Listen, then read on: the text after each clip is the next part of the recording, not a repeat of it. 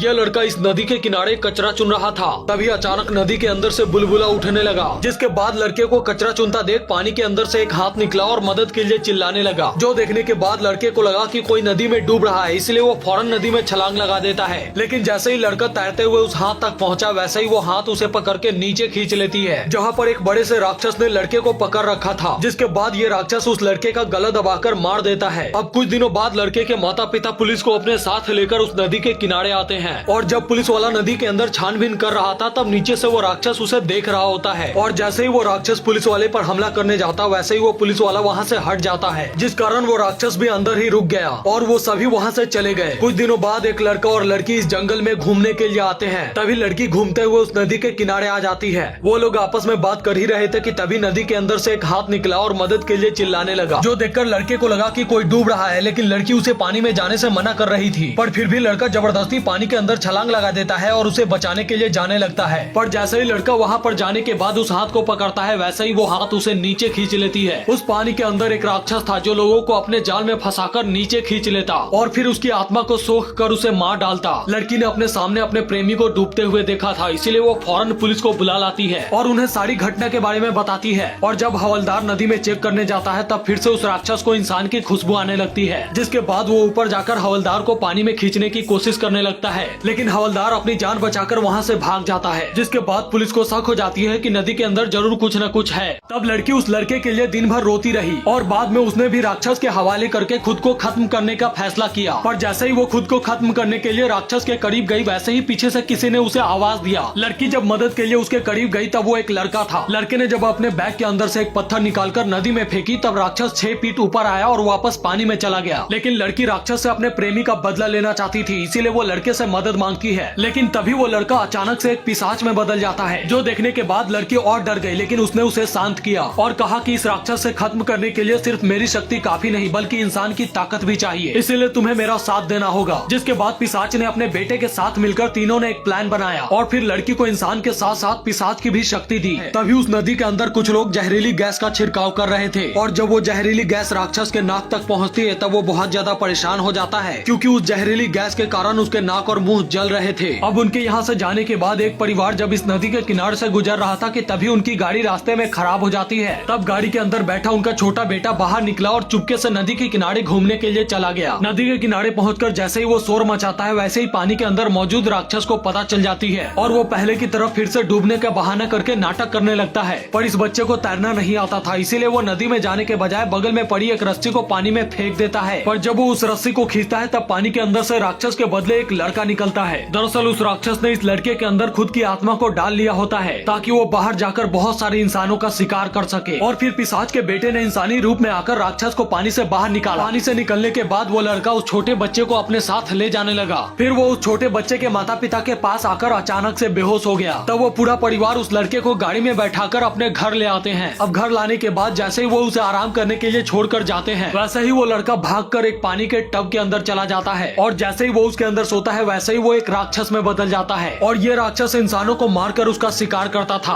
अब रात होते ही वो राक्षस कमरे से बाहर निकला और फिर जिस बच्चे ने उसकी जान बचाई थी, उसके पास जाकर उसे पूरा खा गया। लेकिन बच्चे को खाते ही उस राक्षस का पेट बुरी तरह से जलने लगा, जिस जलन को वो बर्दाश्त नहीं कर पाता और बच्चे को उगल देता है। लेकिन उस राक्षस को अभी भी भूख लगी थी, इसीलिए वो दौड़ते हुए बच्चे के माता पिता के कमरे में चला जाता है और अपनी शक्तियों से खत्म कर दिया।